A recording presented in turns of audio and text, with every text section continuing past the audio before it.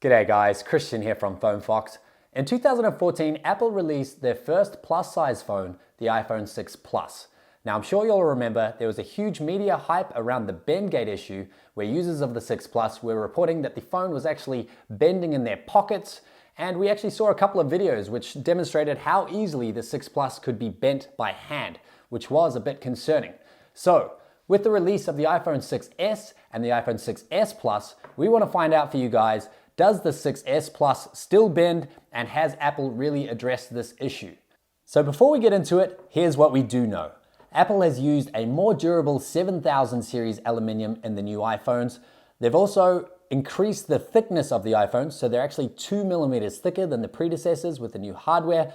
And Apple has used a new technique in manufacturing the screens. So they're actually claiming these screens to be the most durable screens on the smartphone market right now. So it should be pretty interesting to see what happens.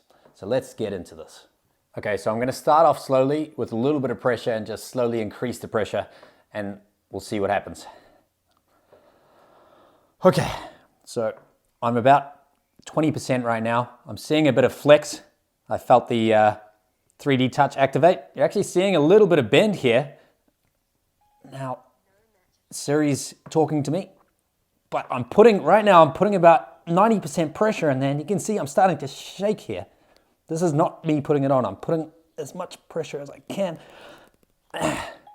And that's not bending. That's not bending at all. That is pretty surprising, actually. Apple have done a good job at reinforcing this here. My fingers are sore. I think you can see a little bit of flex in there, but it seems to have popped back into place, actually. I felt my thumb sort of sink into the back of the phone there, but as you can see, there's no physical damage whatsoever. So let me just give that one last shot, and I'm gonna really try my hardest to snap this phone for you guys, all right? Oh, shit. Ow. And my thumbs, I cannot snap this thing. That's insane. That is insane. They've done a really good job. Now I put as much pressure as I could onto that, and I could not bend this thing myself. We do want to see what it's going to take to bend this thing though, but I think that pretty much puts an end to the bend gate issue for Apple.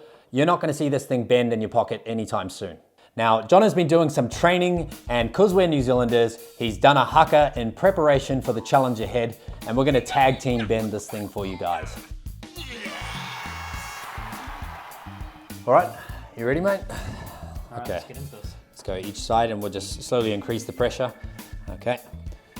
Okay. Pushing it hard. Oh, I can hear some cracking. I can hear some. Oh my God.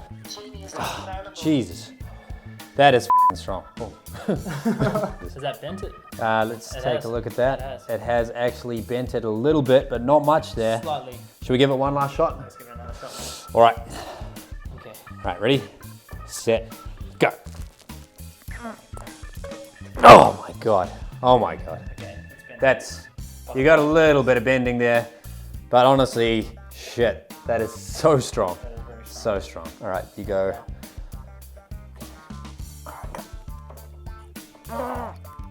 The screen is popping out a little bit there, and we've got a little bit of a bend there, so you can actually see a subtle bend there, but man, that took a lot of pressure to do that. That took a lot of pressure to do that. Again, another shot. Last one. All right.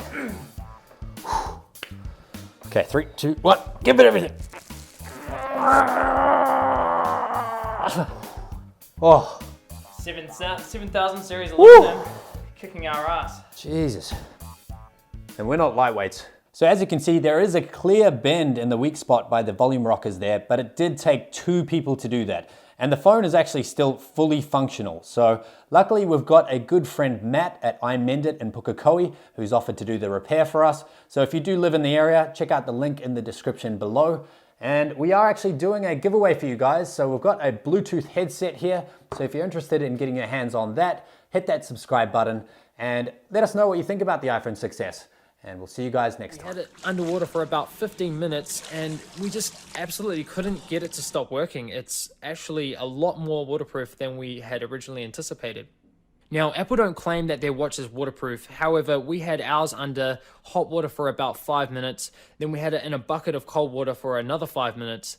And then we took it for a swim for 15 minutes in a pool.